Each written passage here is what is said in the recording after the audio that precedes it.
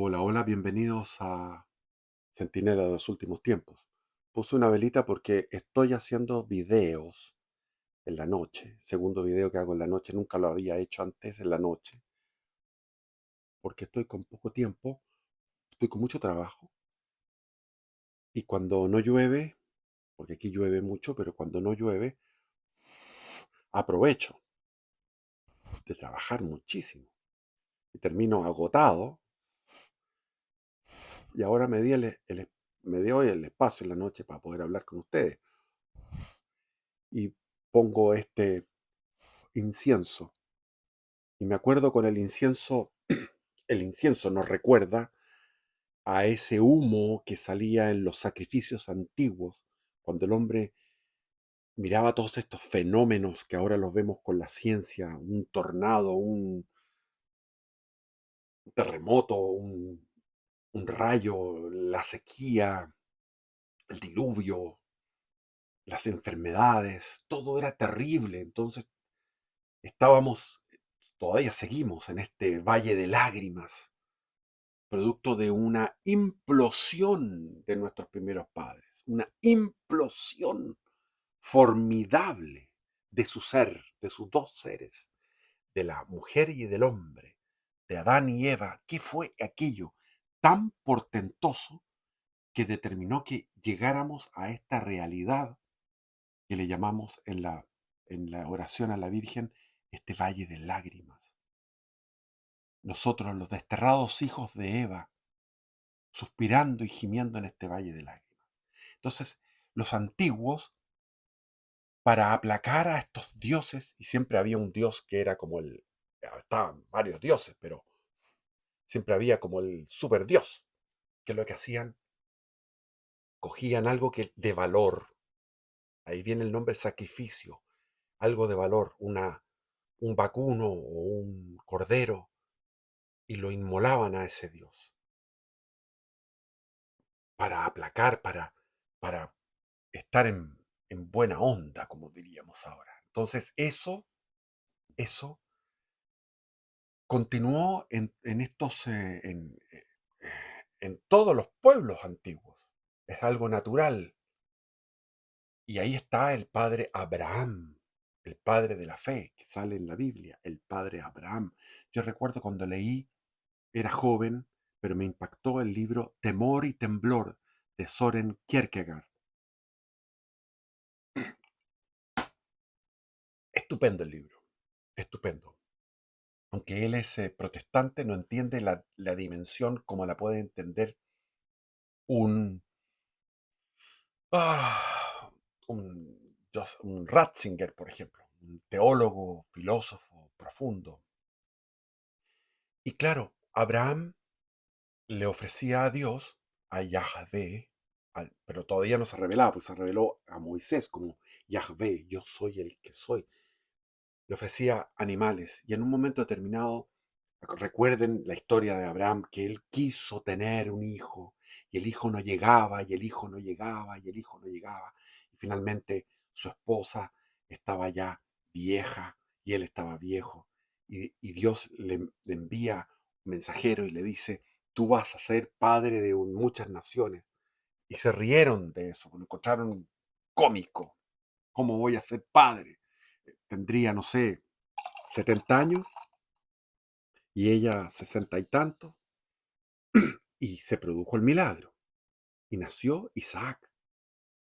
Isaac significa risa, o sea, les daba risa.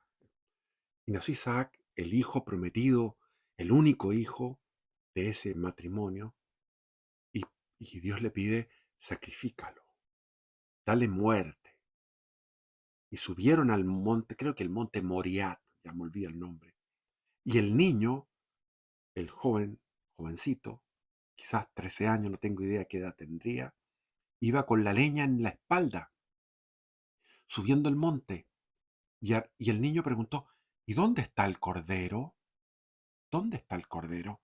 Y él fue con la leña, igual que Jesús llevó un leño y subió al Gólgota, él subió al monte y en el momento en que el padre lo iba a inmolar, lo iba a asesinar, en ese momento el ángel detiene. a, a Abraham. No vas a sacrificar. Era un acto, una prueba de entrega, de amor. Y eso le pasa a nosotros muchas veces, que sentimos un llamado de Dios y es simplemente una entrega. A veces uno no tiene la posibilidad de hacer esa obra de bien. No puede, porque se producen otras circunstancias.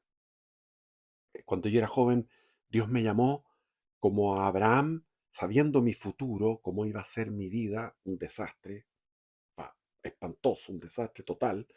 Él me llamó a ser sacerdote. Y yo quería ser sacerdote. Con todo mi ser, lo único que quería era ser sacerdote. Sin embargo,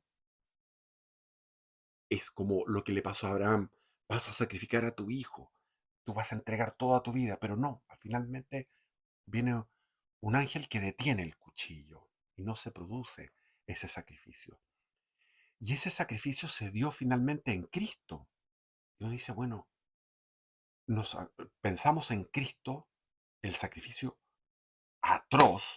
Hoy día, viernes, se reza el rosario, los misterios dolorosos, la flagelación, la coronación de espinas, el camino al Gólgota, la crucifixión, el juicio, la aprehensión, eh, la angustia en la noche en Getsemaní. Son 12 horas en total, 12 horas de sufrimiento total, absoluto.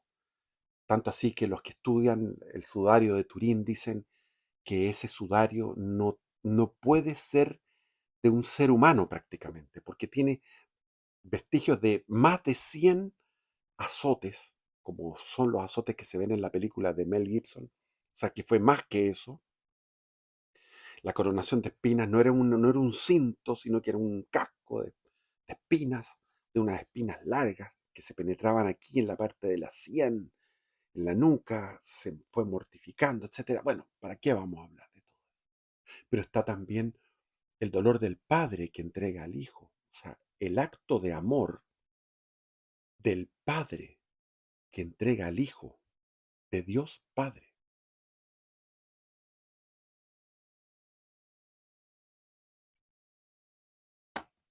Y eso es lo que se revive en la misa. Eso es lo que se revive en la misa, el sacrificio. Pero uno va a la misa con tanto ilusión, con tanta ilusión a la misa. Y cuando entro ya estoy sufriendo y sigo sufriendo y sufriendo y sufriendo y sufriendo en la misa. La chabacanería, el ruido, la irreverencia, la profanación, la frivolidad, el no tener conciencia. Yo recuerdo cuando era niño, iba a misa en la década del 60 con mi padre, había silencio, nadie tocaba la hostia, porque era pecado mortal tocar la hostia. Ahora todas la tocan. Yo comulgo con la boca, si me dieran en la mano no comulgo. Y veo a la monjita comulgando en la mano, todos comulgando en la mano, y termino desolado.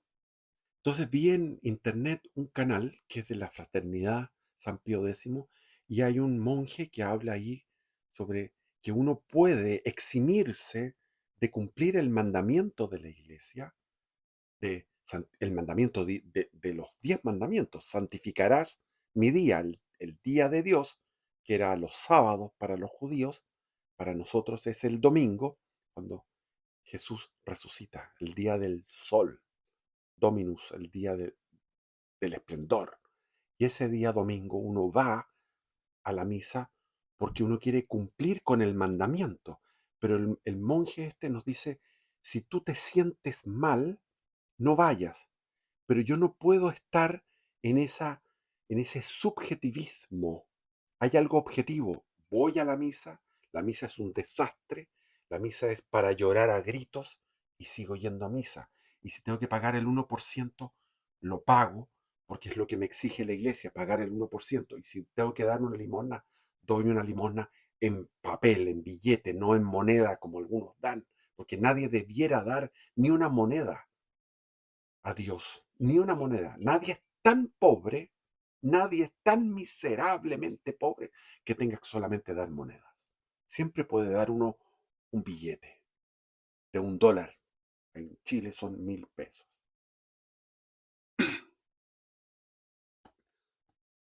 Entonces,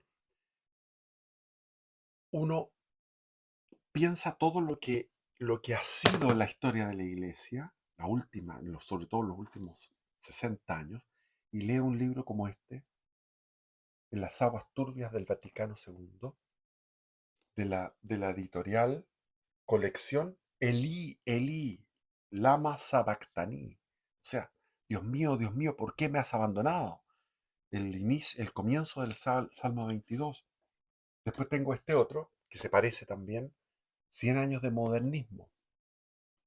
Después tengo este otro, que ya lo he leído en este canal, El misterio de la masonería, Descorriendo el velo, de José María Caro, cardenal de Chile, el primer cardenal de Chile. Y después tengo aquí lo que estuve consultando en el chat GPT. Entonces, chat GPT, yo digo Concilio Vaticano II, 1962-1965, son 16 documentos.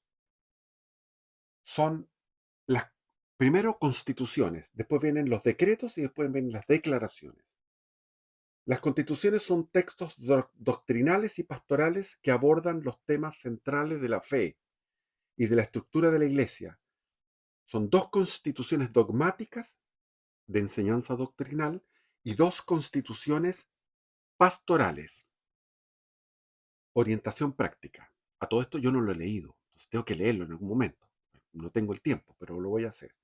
Primero viene el Sacrosanctum Concilium, el tema sobre la liturgia, celebración en lenguas vernáculas y fomentó la participación activa del pueblo. Aquí donde se modificó la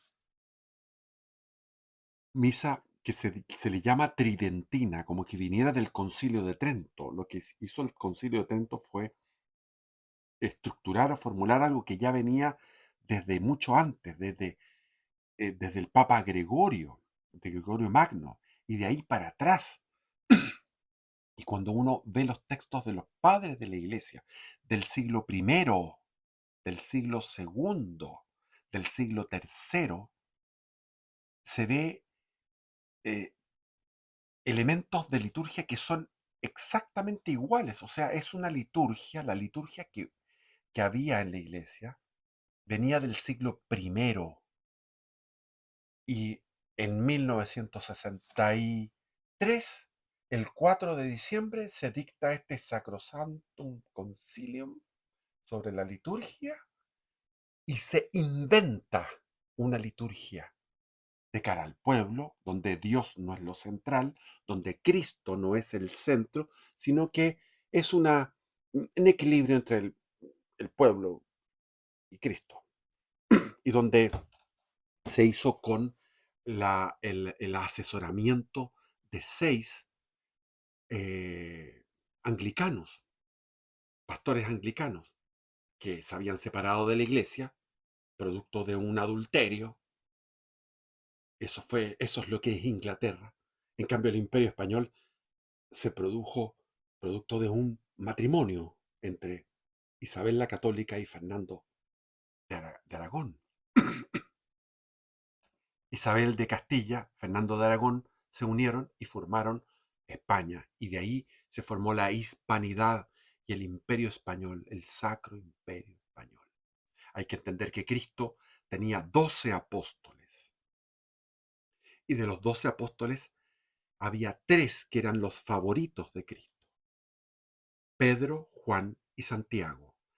Pedro, Juan y Santiago fueron los que lo acompañaron a la transfiguración, fueron los que lo acompañaron a Getsemaní, al sufrimiento en el huerto de los olivos después de la última cena, antes de la pasión. Y les dio lo que más quería a Juan. Juan fue el único porque era joven, no tenía mucho que perder, no corría mucho peligro.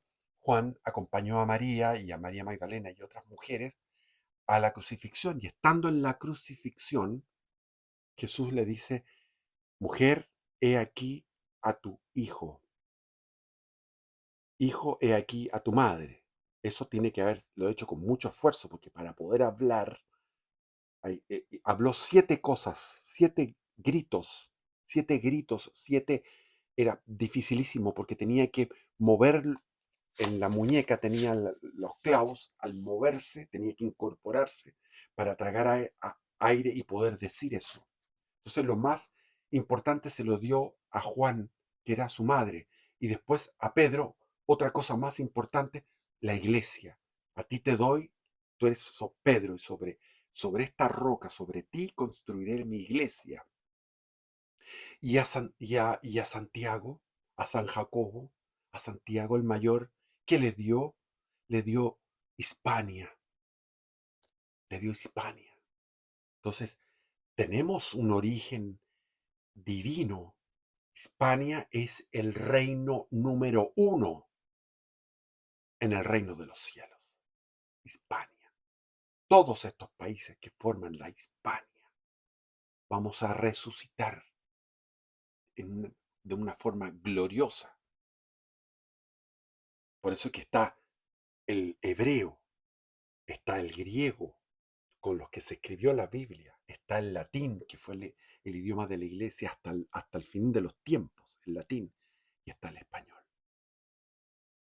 Bueno, entonces modificaron el ritual, modificaron la liturgia, ya no había un sacrificio, no había una reverencia. Y eso se ve hasta el día de hoy, la destrucción espantosa que hay de todo lo que fue la liturgia antigua de siempre. Se dedicaron a inventar algo. Después viene otra constitución que se llama Lumen Gentium, del 21 de noviembre de 1964. ¿Cuál fue el tema? La naturaleza de la iglesia, la estructura y misión de la iglesia como pueblo, cuerpo de Cristo y comunión jerárquica. Se reafirma la colegialidad episcopal. Define a la iglesia como sacramento de salvación. Ya, perfecto. Todo esto está bien. La comunión jerárquica, la iglesia como pueblo, el cuerpo de Cristo, la colegialidad episcopal está claro, está allá en el Evangelio. Los apóstoles tienen sucesores de los apóstoles, que son los obispos, y hay una colegialidad episcopal. Y de ahí viene la palabra del sínodo, el sínodo, que ha llegado al final a la iglesia sinodal, que es una iglesia que está al revés. Antiguamente era una pirámide, esta pirámide está patas para arriba. Es decir, se supone que el pueblo va a dar las instrucciones, es decir, el pueblo puede imaginar algo, que algo le llega en una reunión que se supone que es del pueblo, pero no es el pueblo, son algunos que están ahí reunidos, porque todo esto se hizo con todos los obispos. Por lo tanto, es un timbre jurídico de que esto es algo jurídicamente sólido, pero sin embargo, cuando se habla del pueblo de Dios, no consultan al pueblo realmente, porque el pueblo es por naturaleza conservador y tradicional. El pueblo en la década del 60, del 50, el pueblo en su mayoría y hasta el día de hoy es conservador. No quieren modificaciones, quieren que se conserve lo antiguo. Ese es el pueblo de Dios. Entonces, después viene Dei Verbum, el 18 de noviembre de 1965. Tema: revelación divina. Relación entre la Sagrada Escritura y la tradición. Fomenta el estudio bíblico y el acceso del pueblo a la Biblia. Eso es completamente una novedad. O sea, el tema de la Biblia ya venía desde el comienzo del siglo XX, el tema del acceso a la Biblia. Después viene Gaudium et Spes. Gaudium et Spes, del 7 de diciembre de 1965. Esta siempre la he escuchado, ese nombre. Tema, la iglesia en el mundo contemporáneo. Oh, es un documento pastoral por excelencia del Concilio Vaticano II. Temas como la iglesia en el contexto social, económico, político, cultural del mundo moderno. Esto es algo que me tiene agotado, me tiene harto. O sea, la Gaudium et Spes del 7 de diciembre de 1965 la he mamado toda mi vida. ¿Cómo será de aburrido este tema? Porque es una cosa que estar en el contexto social, el contexto económico, político y cultural. ¿Qué mierda es eso?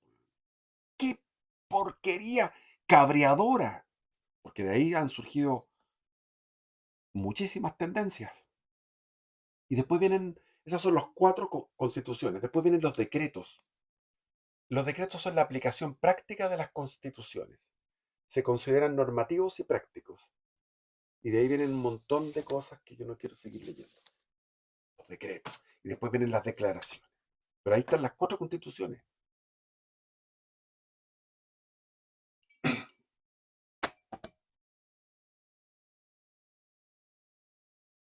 ¿Qué pasó en la iglesia? El humo de Satanás, lo decía el mismo Pablo VI, el 29 de junio, ¿de qué año fue? Año 63. Y están los testimonios, por ejemplo, del padre Charles Moore, que ha hablado, le recomiendo el video, está en el canal Que no te la cuenten, de Olivera Rabasi, donde habla sobre la masonería en la iglesia. Y ahí está, por ejemplo, por aquí lo ando, el Sebastiano Baggio. Sebastiano Baggio, 1913 a 1993. Fue un cardenal italiano. Desde 1969, este fue nuncio apostólico en Chile, Brasil y Canadá, donde adquirió experiencia eclesiástica y diplomática. En 1973 fue nombrado prefecto de la Congregación para los Obispos, cargo clave en la selección y nombramiento de los obispos en el mundo. Este era un miembro de alta jerarquía de la masonería, infiltrada en la iglesia, que llegó al rango de cardenal y que estaba dedicado a la selección y nombramiento de los obispos. O sea, él llegó a ser prefecto de la congregación para los obispos. Como prefecto, Sebastiano Baggio tuvo un rol significativo en la promoción de obispos que posteriormente serían influyentes en el grupo de San Galo. El grupo de San Galo después se reunían en un lugar en Suiza que se llamaba San Galo. Y después en broma, uno de los cardenales dijo, esta era una mafia, la mafia de San Galo. Lo dijo como una broma y quedó como el título de la mafia de San Galo. ¿Quiénes estaban en San Galo? Figuras como Carlo María Martini, que casi llegó a ser papa, pero murió antes. Era favorito. Gottfried Daniels. Este Gottfried Daniels es muy famoso y siempre se escucha.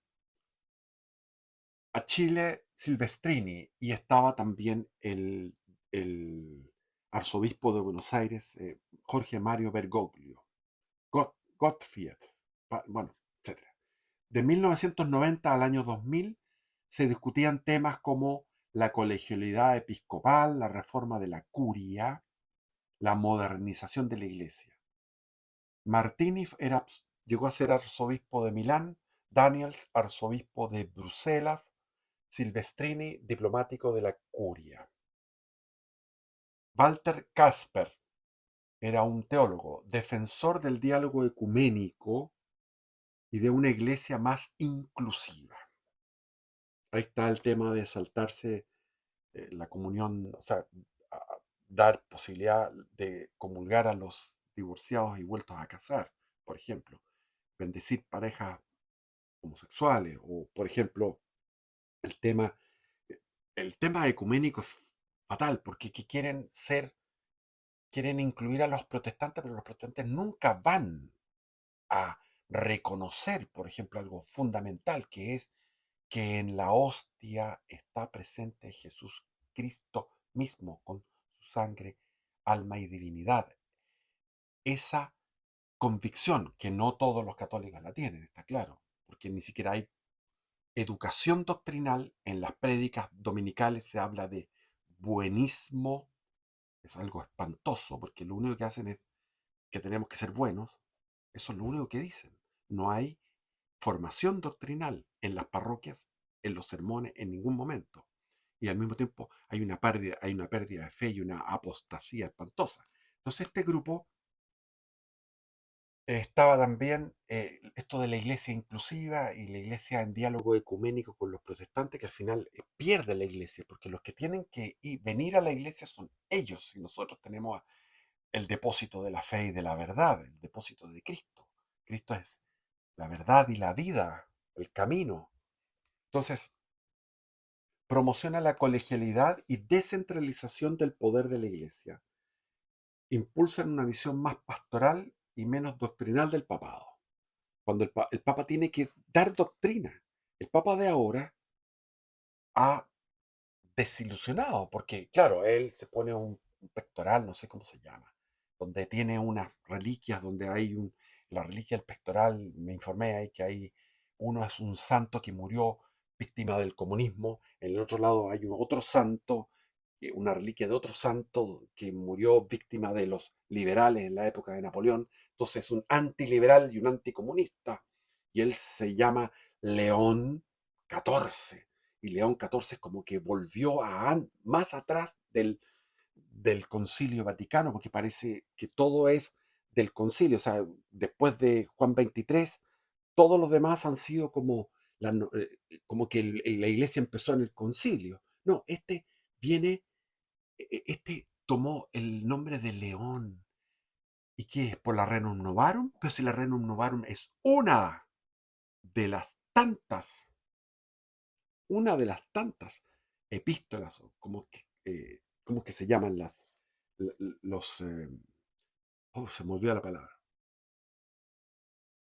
una de las tantas eh, epístolas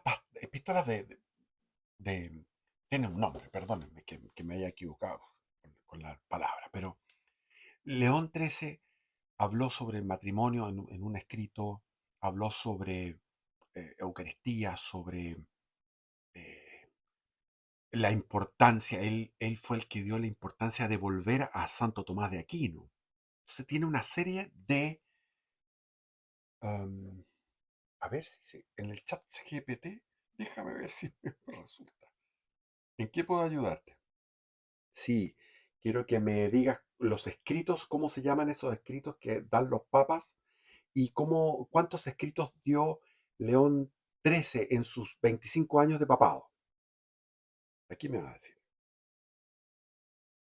Es decir, no solamente la Rerum Novarum no es una cosa sociológica, y no es solamente el tema de que estábamos en la época de la industrialización y el problema obrero, sino que había un contenido más profundo. Entonces dice aquí,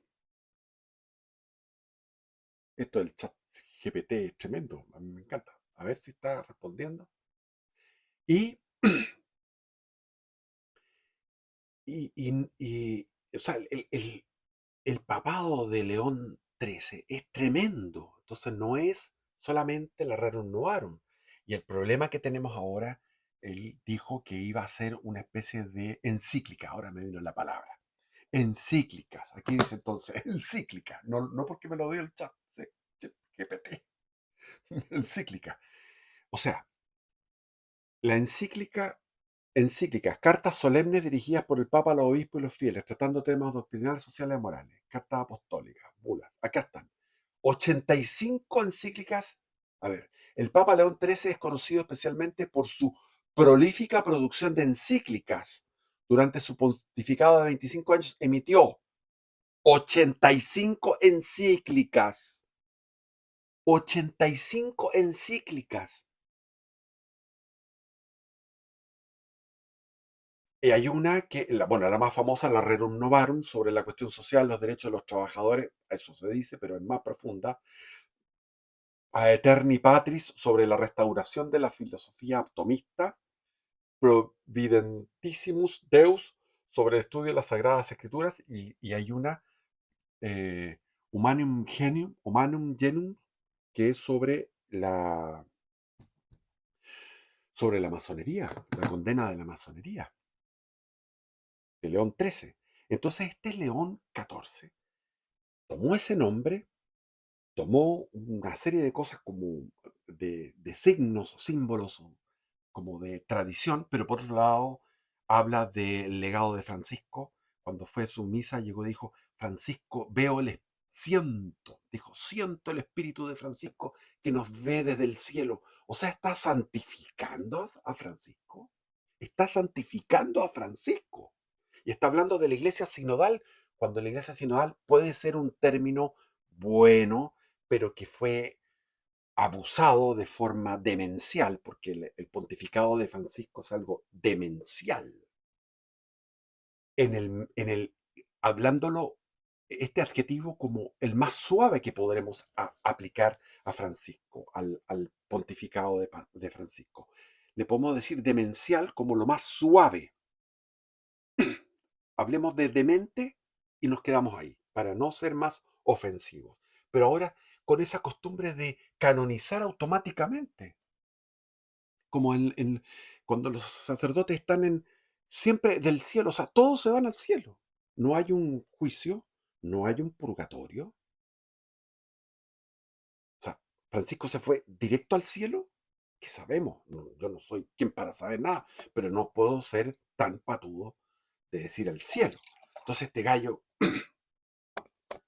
ha dado una serie de señales que son perturbadoras, nos dejan perplejos, nos dejan con angustia, porque tenemos encima, o sea, lo que se requiere en la iglesia es algo urgente. Estamos frente a desafíos urgentísimos.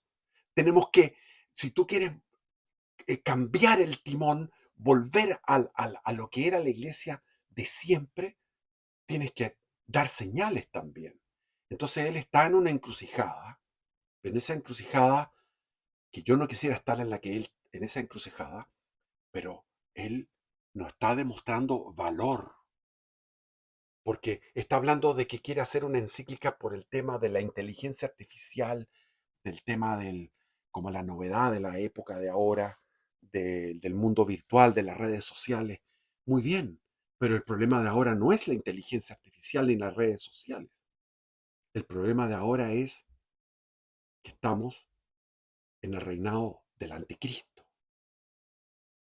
El anticristo, nada más y nada menos que eso. Y hemos sufrido 12 años, igual como Jesús pasó, el Hijo de Dios, el Verbo encarnado, estuvo 12 horas en su pasión hasta que exhaló y dijo: Lama, lama, Señor, Dios mío, ¿por qué me has abandonado? Y finalmente dice: todo se ha cumplido. Y expiró dando un grito. 12 horas. Nosotros tuvimos 12 años con Francisco, la pasión de la iglesia. Y ahora viene el sábado santo. Y si ustedes contabilizan desde a las 6 de la tarde, que terminaba el día judío, a las 6 de la tarde, hasta que Jesús resucita, son 36 horas. Y si tenemos estos 12 años, nos quedarían hasta la resurrección de la iglesia 36 años más. Es un cálculo personal, ya que le gusta mucho calcular Apocalipsis y todo eso. Nos quedarían 36 años más.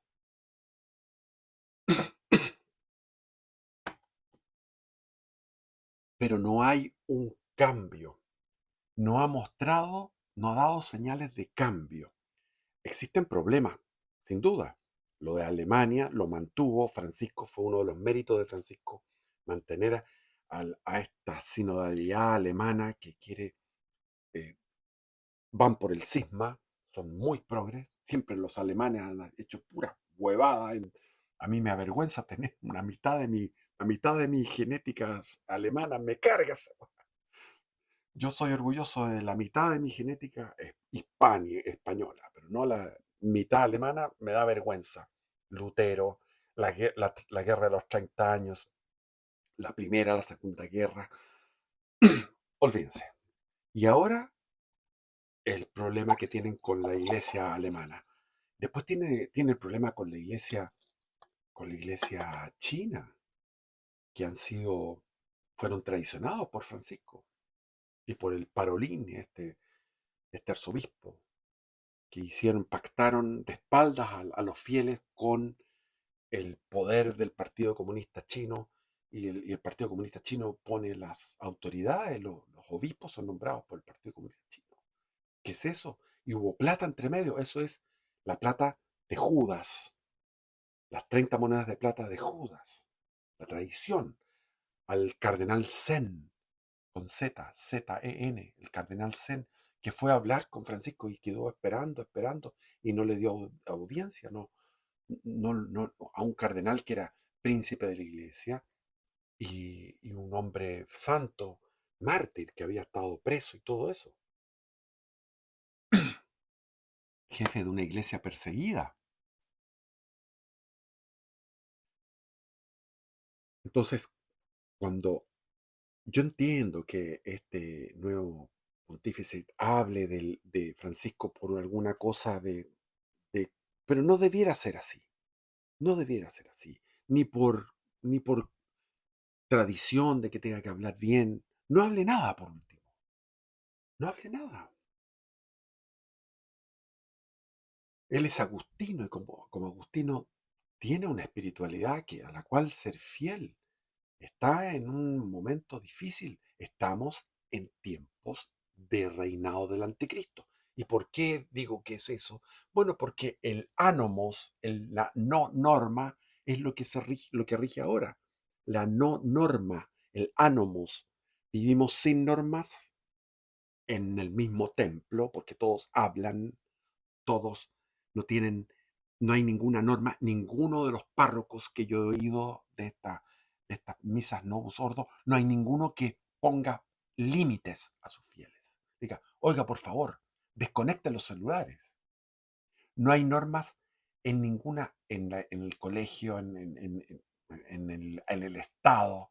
O sea, uno en esta época no puede uno sentir más impotencia. Uno prende el televisor y aparece una red de canales de televisión donde está hablando el presidente de la República de Chile, Boric, que habla de que le van a entregar más tierras al pueblo mapuche, y ahí hay este tipo Moreno, que fue ministro de Piñera, que yo lo conocí personalmente, es un lobo disfrazado de oveja con una carita de bueno, todo el rato bueno, vamos a regalar tierras, cuando eso va a ser más incendios y más atentados en la zona de la Araucanía. Y si uno va a Estados Unidos, ¿qué pasó con la lista de Epstein? ¿Qué pasó con la lista de Epstein? No, es que no se ha dado a conocer la lista porque Trump está negociando con cada uno, obteniendo sobre todo algunos personajes que están en Londres, en la pérfida Albión, desde Londres dirigen todo. Ahí está Trump tratando de torcer, poder negociar con esos que estaban en la lista de Epstein, porque les gustaban los niños.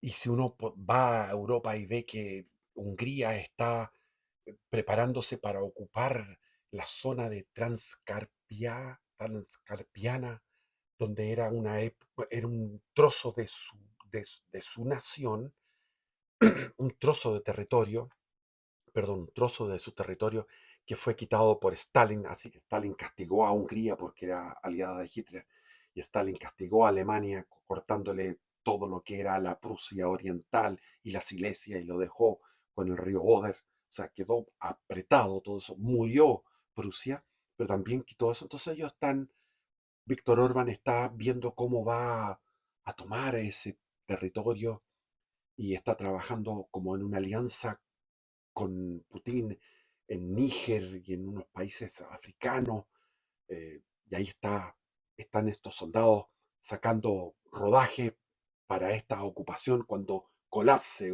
Ucrania. En fin, entonces, si uno se va a lo que pasa entre la India y Pakistán, esas fronteras, todas esas fronteras mal delimitadas por el imperio, donde se iba el imperio británico, dejaban el problema para siempre, eterno. O sea, todas las líneas en Siria, en todas partes, en África, todas las fronteras que dejó en su retirada el imperio británico. Pero uno dice, uno siente una impotencia en este momento en el mundo, porque si uno ve Netflix, por ejemplo, no hay nada, o sea, de lo que se podría rescatar de Netflix es un 1%. Lo que se puede rescatar de la televisión abierta es un 1%, y estoy siendo generoso, de los canales de televisión abierta, un 1%, Netflix, un 1%. Y en YouTube hay muchísima cosa buena porque es tan inmenso que existen canales como este que tengo yo, pero hay un montón de cosas de mierda, de basura, que yo no la veo. Yo sé que existe porque a veces cuando voy en el metro en Santiago, miro que están mirando al lado y están mirando pura porquería. Entonces uno siente un- una sensación de impotencia en la iglesia, porque uno no puede hacer nada en la iglesia, no puede hacer nada en la patria, ni puede hacer nada en el mundo. Hay un lema, ora et labora, orar, y la actividad y la oración. La actividad que uno puede hacer es tan poca y la oración es tan poca. Pero eso es el llamado que hacía el mismo Papa León XIII. Orar, la acción y la oración frente a lo que era la amenaza de, de la masonería dentro de la iglesia. Entonces, por ejemplo, acá, el Sebastiano Bayo, como prefecto de la Congregación para los Obispos, tuvo un rol fundamental en el nombramiento de los obispos. Y también lo que hizo este Sebastiano Bayo, que dijo hasta los 75 años. Antes los obispos y los cardenales duraban hasta que morían. Si el tipo duraba hasta los 100 años era obispo cardenal. Pero él puso la norma que hasta los 75 años. Entonces así hubo un montón que estaban ya en 75 años que eran y nombraron nuevos. El rol de contactos. Sebastiano Bayo utilizó su posición para promover a obispos afines a una línea más pastoral y socialmente comprometida. Que eso me carga esa wea. Socialmente comprometida, a la mierda. Alineado con el espíritu del Concilio Vaticano II. Nombramientos estratégicos. Tenía una visión más aperturista, lo que facilitó que estas figuras ganaran peso en la estructura eclesiástica, preparando el terreno para futuras reformas y para su propia. Sebastián Bayo quería ser papa. Entonces él nombraba a estos obispos en lugares, por ejemplo, en África o en lugares así, en Oceanía, en lugares de poca población católica, pero nombraban el obispo, obviamente, que era necesario, sin duda. Y él viajaba constantemente para conocer, darle a conocer que él existía, eso, preparándolos para la elección. Y esto el- sucedió lo que cuenta ahí el Charles Moore, cuenta que cuando fue elegido Juan Pablo I, al 33 días, el día 33 de Juan Pablo I, eh, le llegó un informe que había pedido Pablo VI, pero él estaba muy viejo, ya se iba a morir, y no quiso asumir el problema, que estudiara la curia romana, que eran más de 1000 personajes, ese millar de personajes que son la curia romana, que están en el Vaticano, fueron estudiados como una especie de investigación de detective, que lo hizo un monseñor de, de Canadá, se me olvida el nombre. Y él hizo el informe, se lo presentó al Papa Pablo VI y dijo, yo no puedo hacerme cargo de esto. Al mes murió el Pablo VI, o sea, estaba viejo, no podía hacerse cargo de eso. Y ahí le presentaron a Juan Pablo II y le dijeron, esto tiene que ser solucionado. Aquí están, hay 121 personajes importantes del Vaticano que son de la masonería. 121.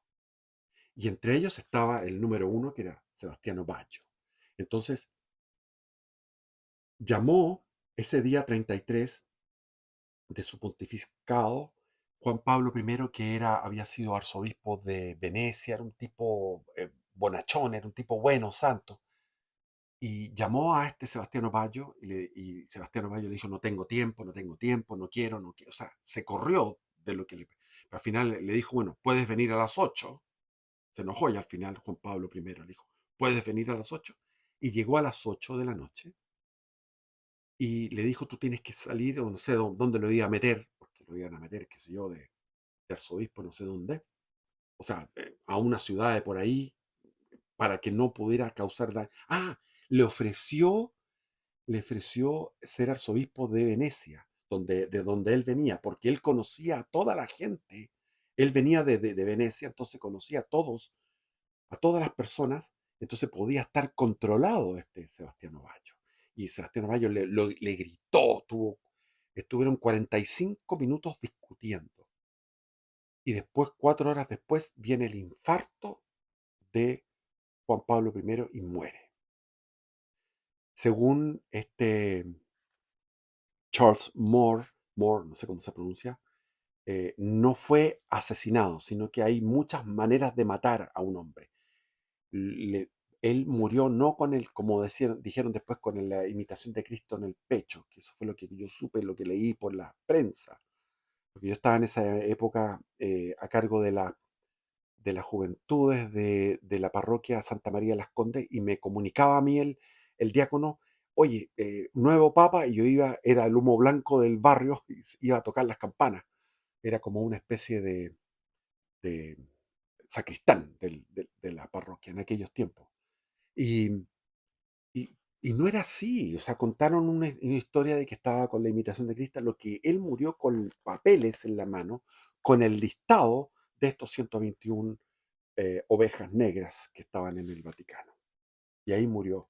Y después vino la elección donde él quería, precisamente Sebastián Ovallo, tenía todo un movimiento para en el cónclave ser elegido y de ahí surgió la figura de Wojtyla, de Karol Wojtyla de Polonia, Juan Pablo II, que todos conocemos que fue un gran papa, a pesar de cosas horribles como haber dicho que cuando fue a Marruecos que el dios de los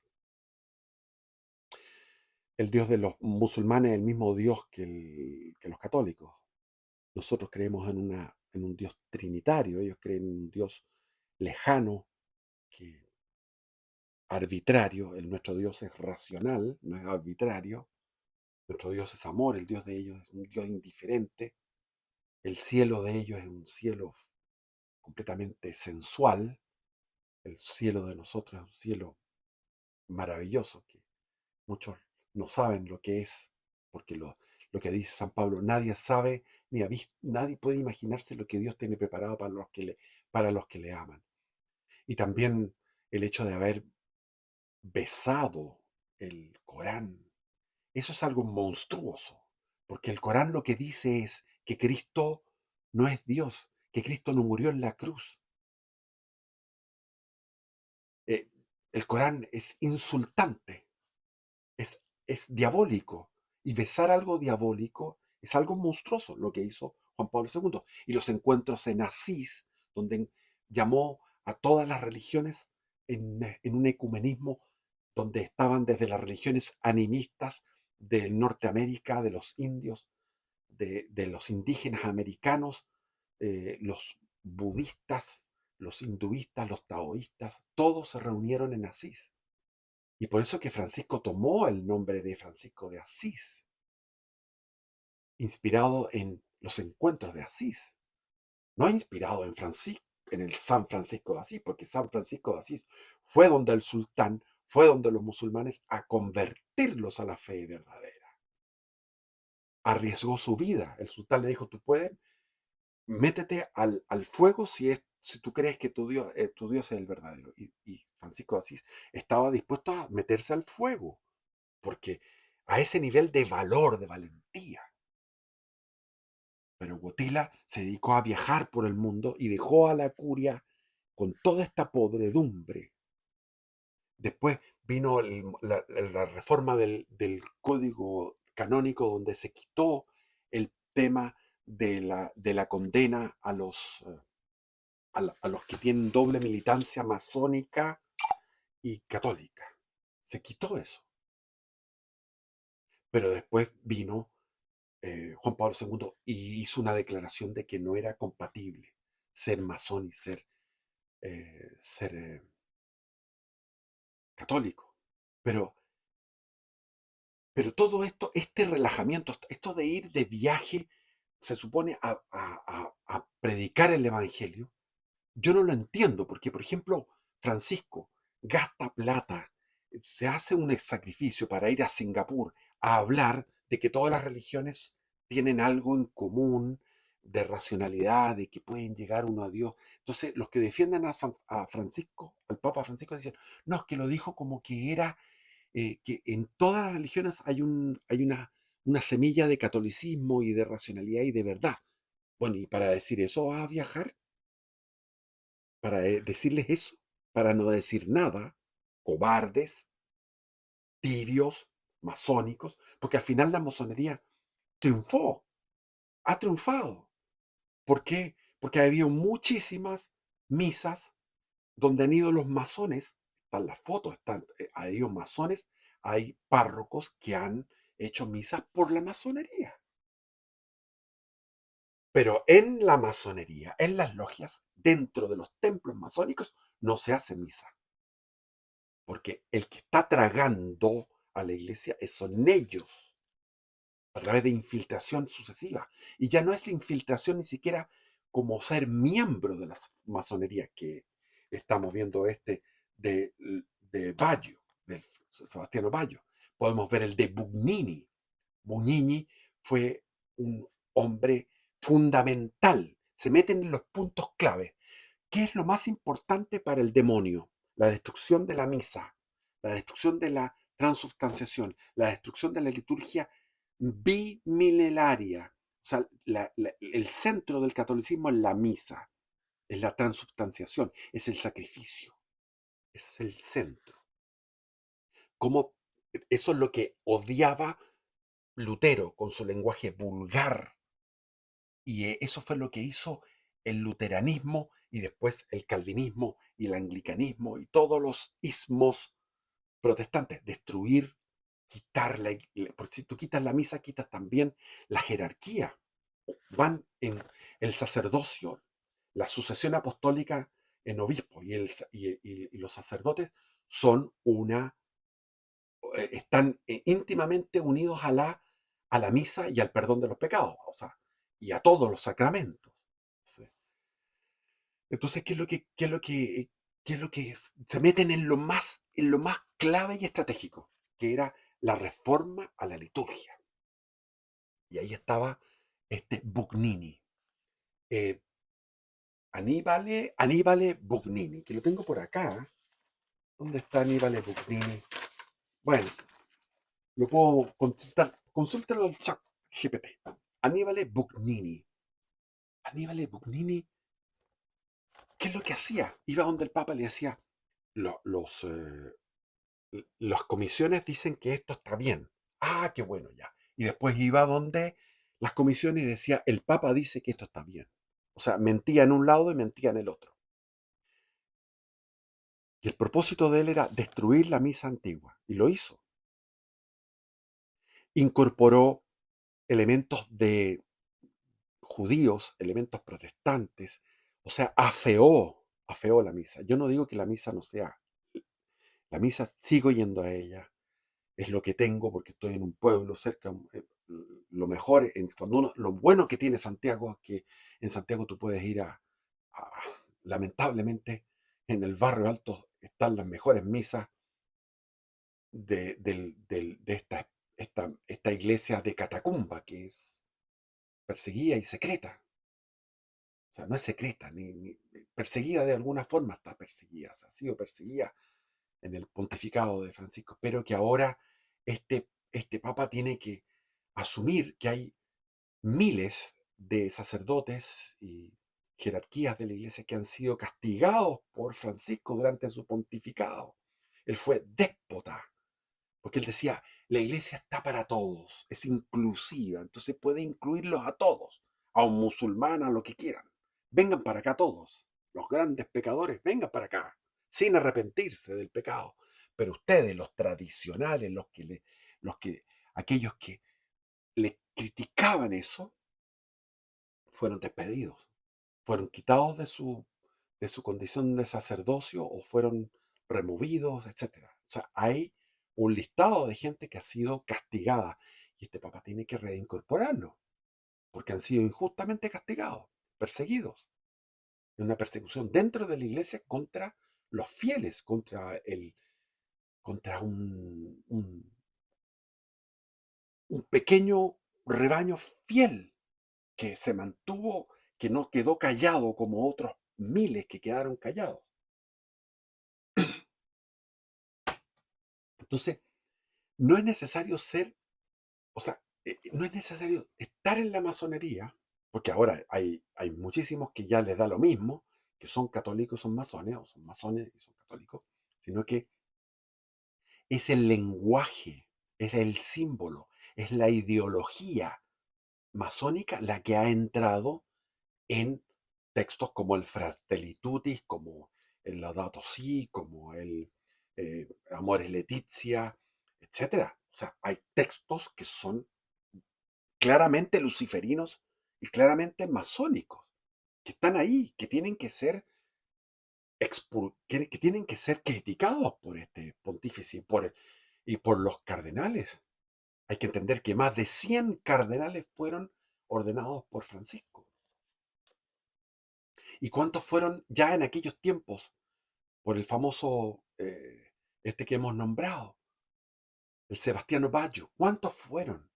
El daño está hecho, pero el daño no solamente en las figuras que hay ahí, que son tibias, sino que en todo ha permeado todo el mensaje completo. Cuando uno va a una parroquia y ve esta cosa, este logos del jubileo, que es un logos como el multicolor, como el arco iris del LGTB, eso es lo que se ve, como que estuvieran unidos de una manera obscena.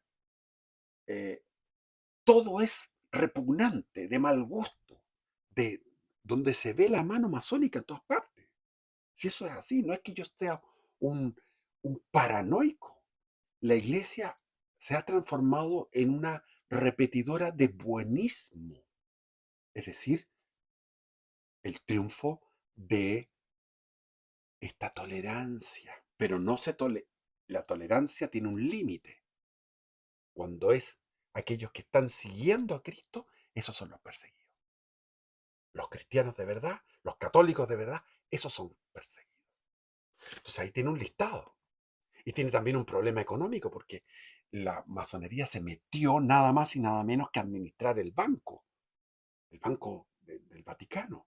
¿Y por qué se metieron ahí? Está el tema de la quiebra del Banco Ambrosiano, todo eso que sucedió en el siglo XX, porque ellos querían precisamente una iglesia desfondada, una iglesia endeudada, una iglesia con cifras negativas, que antes no se daba, pero ahora sí. Una iglesia, todo lo contrario, en los siglos anteriores, la iglesia iba ganando patrimonio. Perdió muchísimo patrimonio, pero una cantidad invaluable de patrimonio con la reforma protestante, porque los príncipes alemanes, los príncipes noruegos, daneses, suecos, los príncipes, llamémoslo así, holandeses y los príncipes ingleses, todos esos países se dedicaron, se transformaron en protestantes porque tenían un instinto, una avaricia espantosa por agarrar todos los bienes inmuebles de la iglesia. Ahí hay una pérdida astronómica. Pero nunca había sucedido esto. El problema económico, porque al mismo tiempo, ¿quién va a dar limosna? ¿Quién va a dar donaciones si no hay si tú dices, bueno, si aquí ha habido un montón de sacerdotes que entraron ahí y se soplaban entre ellos, eh, y se hacían los buenitos, los, los bonachones, para cometer crímenes contra los niños. Y eso fueron un montón no de individuos, sino que un montón de crímenes. O sea, eran criminales en serie de lo que hacían eso, destruyendo vidas, destruyendo vidas. A mí me tocó uno, que era amigo y estaba amparado por el cardenal Raúl Silva Enríquez. Me tocó uno, nada más. A mí me perjudicó, sí. Yo podría decir que fui víctima, sí, fui víctima. No les gusta, por lo general la gente no le, a mí no me gusta hacerme la víctima, pero meridianamente me perjudicó al hombre ese, sacerdote. Como les digo, era, estaba era brazo derecho del cardenal Raúl Silva Enríquez. Y está el famoso Malachi Martin, el jesuita, ex jesuita irlandés, que se salió de los jesuitas en 1964. Tiene algunos libros como Las llaves de esta sangre, 1990. Después tiene otros libros que La casa barrida por el viento, 1996. Novela que describe la misa satánica del 21 de junio de 1963 en la Capilla Paulina. Eso no está probado. Pero cuando le preguntaron a Malachi Martin, dice que él está consciente, o sea, que el 85, dejo así un porcentaje, 85% es verdad. Yo he escrito una novela de mi vida y digo yo el 90% es verdad, porque siempre hay alguna parte de la narración porque uno tiene que juntar hechos, porque si se pone a escribir tal cual es aburrido porque a veces hay que juntar ciertos hechos. Y no, uno no está mintiendo, uno está eh, eh, haciéndolo literario. O sea, uno puede hacer una autobiografía honesta y sin embargo solamente el 90% es verdad. En este caso él dijo el 85%. Bueno, hay una verdad. ¿Habrá que creerle a Malachi Martin? No sabemos. En la casa barrida por el viento. Entonces, ya se me fue el tiempo. Eh, Estamos en un tiempo tremendo de que Jesús decía, vendrá una tribulación como nada, no la ha habido ni la habrá, la gran tribulación. Esta es la gran tribulación del engaño, de la mentira, de la falsedad, de la impostura. Terminará, hemos pasado los 12 años de Francisco fue la pasión de la iglesia, la traición de Judas, la agonía en el huerto de Getsemaní, el juicio ante Anás y Caifás, la prisión, el juicio ante Pilatos, la burla de Herodes, las flagelaciones, la coronación de espinas, el camino al Gólgota, la crucifixión. Eso es lo que hemos vivido. Y ahora llegó como un alivio, un viento fresco, como que da una esperanza, como que decimos, bueno, eh, León XIV será como León XIII, que él escribió 85, no tenía idea, 85 encíclicas. Entonces, un tipo tremendo, León XIII. Hará honor a ese León XIII, hará honor a esas reliquias que lleva, que son de un mártir del comunismo y un mártir del liberalismo.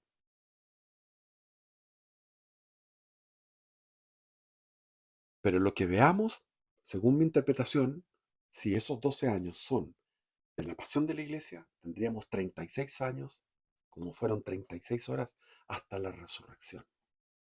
Bueno, bendiciones, viva Cristo Rey.